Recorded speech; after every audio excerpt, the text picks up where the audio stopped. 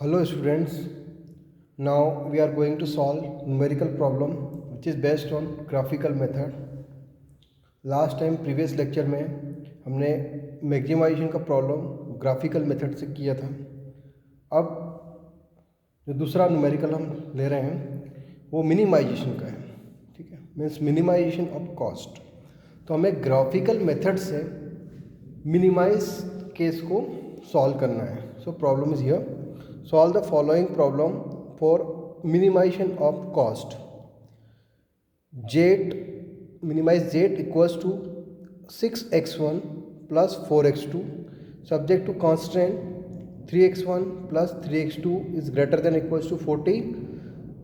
Next constraint 3x1 plus x2 is greater than or equals to 40. And third constraint 2x1 plus 5x2 is greater than or equals to 44.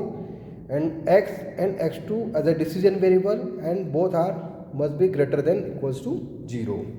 So हमारे पास इस तरह ये numerical है. First of all हम क्या देखेंगे, यहाँ पे जो हमारा ऑब्जेक्टिव फंक्शन है 6x1 प्लस 4x2, वहाँ पे हम क्या करेंगे, कॉस्ट को हमें क्या करना है, मिनिमाइज़ करना है. और सब्जेक्ट टू कंस्ट्रेंट्स हमारे पास गिवन है. तो सबसे पहले जो इनइक्वालिटी फॉर्म है इसको इक्वालिटी फॉर्म में हम क्या करेंगे, कन्वर्ट करेंगे. और एक और चीज़ कि जैसे मैक्सिमाइजेशन के केस में हमने क्या देखा था, less than equal to constraint था. अब यहाँ पर जो सारे कंस्ट्रेंट्स हैं वो क्या है, ग्रेटर देन इक्वल है. तो ग्रेटर देन इक्वल कंस्ट्रेंट का मतलब क्या है कि आपका जो कंस्ट्रेंट है उसकी जो लाइन है वो ओरिजिन से बाहर की ओर होगी. मतलब या बोल सकते हैं कि अबव द लाइन. ठीक है, या जो ओरिजिन होगा वो कंस्टेंट के अबव द लाइन होगा. ठीक है, तो हम सबसे पहले क्या करेंगे, ये जितने भी नंबर ऑफ कंस्टेंट्स हैं इनइक्वालिटी से इक्वालिटी फॉर्म में इसको कन्वर्ट करते हैं. सो ये जो फर्स्ट कंस्टेंट है ये इस तरह हो जाएगा 3x1 plus 3x2 equals to 40. Clear. अब स्टूडेंट्स हम वही स्टेप्स करेंगे जो हमने लास्ट टाइम करी थी. ये x1 और ये x2. अब यहाँ पर एक में हम x1 की वैल्यू 0 कंसीडर करेंगे और एक में हम x2 की वैल्यू को क्या कंसीडर करेंगे, 0 कंसीडर करेंगे. अगर लेट x1 इक्वल्स टू 0 होता है, अगर x1 इक्वल टू 0 होगा तो x1 यहाँ पर कितना हो जाएगा, 0. तो 3x2 इक्वल टू 40. तो x2 इक्वल टू कितना हो जाएगा, 40/3. अब 40/3 दैट मीन्स 13.3. तो यहाँ पर कितना लिख देंगे हम x2 की जगह, 13.3. अगर x1 की वैल्यू 0 रखी तो हमें x2 का कितना मिल जाएगा, 13.3. क्लियर. अब अगर मान लो इसी इक्वेशन में अगर मैं x2 की वैल्यू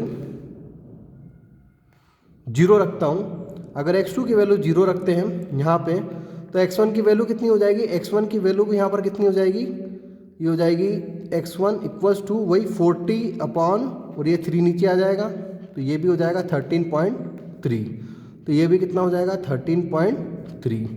तो आप इसके कोऑर्डिनेट्स जो होंगे वो कितने हो जाएंगे, 13.3 और 13.3. किसके लिए, x1 और x2 के लिए. क्लियर. तो हमारा फर्स्ट कंस्टेंट तो यहाँ पर इसकी बात कंप्लीट हो गई. अब हम बात करते हैं सेकंड कंस्टेंट. तो वो कितना है उसको भी हम इस तरह लिख लेते हैं, 3x1 प्लस x2. अब इनइक्वालिटी से इक्वलिटी में तो ये हो गया 40. अब सेम टू सेम वही प्रोसेस करेंगे हम, ये ट्रिक्स को अपन यूज़ करेंगे, x1 और ये x2. तो यहाँ पे अगर x1 को 0 रखा और एक में x2 को 0 रखा, अगर मैं x1 में 0 रखता हूँ, यहाँ पे अगर x1 0 रखता हूँ तो x2 कितना हो जाएगा, x2 इक्वल टू हो जाएगा 40. ठीक है, तो ये कितना हो जाएगा आपका x2 40. और दूसरे केस में अगर मैं जैसे यहाँ पर x1 0 रखा तो x2 कितना 40 हुआ, और अगर मैं यहाँ पर x2 की वैल्यू अगर 0 रखता हूँ, ठीक है, ये x2 की वैल्यू 0 रखता हूँ तो 3x1 इक्वल्स टू 40. मतलब ये हो जाएगा x1 इक्वल्स टू कितना हो जाएगा, 40/3 मीन्स 13.3. तो ये भी कितना हो जाएगा, 13.3. 3। ठीक है, तो यहाँ पे जो कोऑर्डिनेट्स वो कितने हो जाएंगे, हो जाएंगे आपका x1 के लिए तो हो जाएगा 13.3 और x2 के लिए कितना हो जाएगा 40। तो ये x1 और ये x2। तो नेक्स्ट कंस्टेंट्स कौन सा है, 2x1 plus 5x2 is greater than equals to 44। So वापस से हम इसको इस तरह लिखेंगे 2x1, अब चूंकि इनइक्वालिटी से इक्वलिटी फॉर्म में 2x1 plus 5x2 equals to 44। अब जैसे हमने ये किया उसी तरह हम इसको भी करेंगे।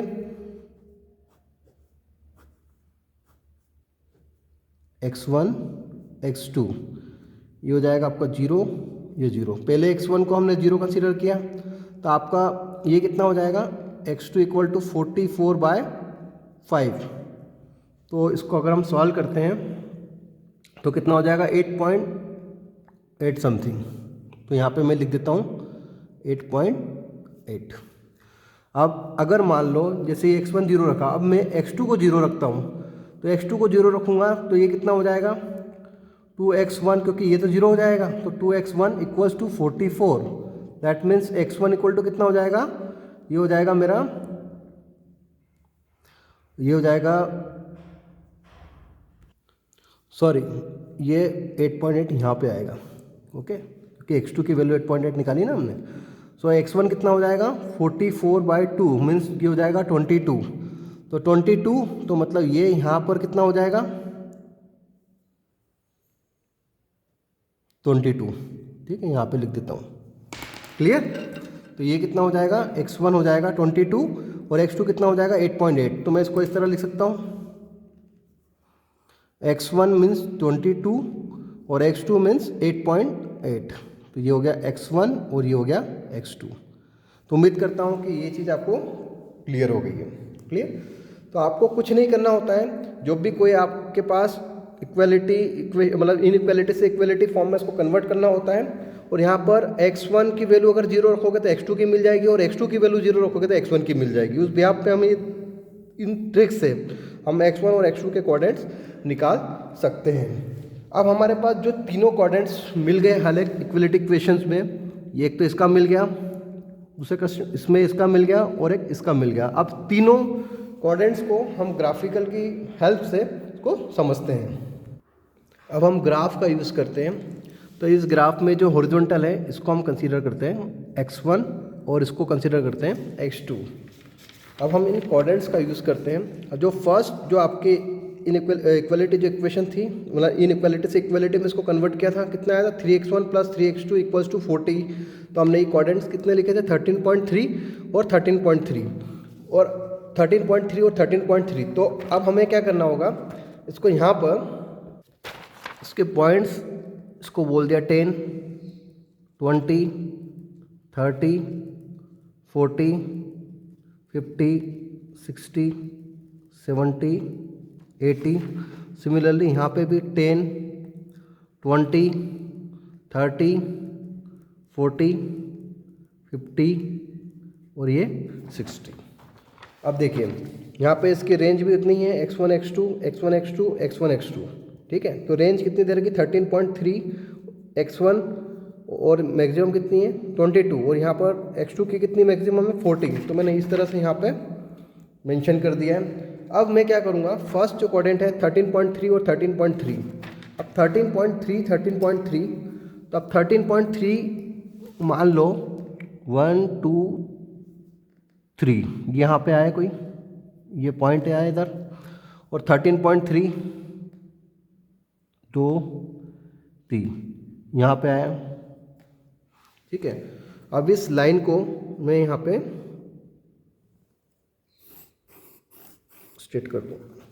अब स्टूडेंट्स हम क्या देख रहे हैं, क्योंकि हमारे पास जो ये जो कंस्ट्रेंट्स का जो सिंबल है वो क्या है ग्रेटर देन इक्वल है। अब ग्रेटर देन इक्वल है तो इसका मतलब ये है कि जो लाइन है ये ओरिजिन से क्या होगी बाहर की ओर रहेगी। ठीक है, ओरिजिन से क्या रहेगी अवे रहेगी। अब इस दौरान हम ये जो एरो का सिंबल है वो अबव द लाइन क्या करेंगे, अबव द लाइन। तो यहाँ पे मैं ये जो चीज़ है इसको क्या बोलूँगा, above the line, above the line या अवे फ्रॉम द ओरिजिन। ठीक है। अब दूसरा कंस्टेंट्स क्या है, ये हमारे पास 3x1 plus x2 is greater than equals to 40। That means यहाँ पे भी जो हमने कंस्टेंट निकाला है इसको इनइक्वालिटी से इक्वलिटी फॉर्म करके 13.3 और 40, तो 13.3 यहाँ पे है और उसके बाद 40 कहाँ पे है, यहाँ पे है। तो इसको इस तरह यहाँ पे इस लाइन को भी क्या करूँगा, ओरिजिन से बाहर की ओर, तो ये ओरिजिन से बाहर की ओर मतलब अबव द लाइन। क्लियर। तो फर्स्ट कंस्टेंट हो गया, सेकंड कंस्टेंट भी हो गया। अब बचा कौन सा कंस्टेंट, थर्ड कंस्टेंट। तो ये third constant 2x1 plus 5x2 is greater than equals to 44 means इसको इक्वलिटी फॉर्म से फिर हमने कंस्टेंट्स तो यहाँ पे मेंशन किया 22 और 8.8। तो 22 मीन्स ये हो गया आपका 1 और ये 2, 22 मतलब ये पॉइंट और दूसरा है आपका 8.8, 8.8 मीन्स ये हो गया आपका यहाँ तक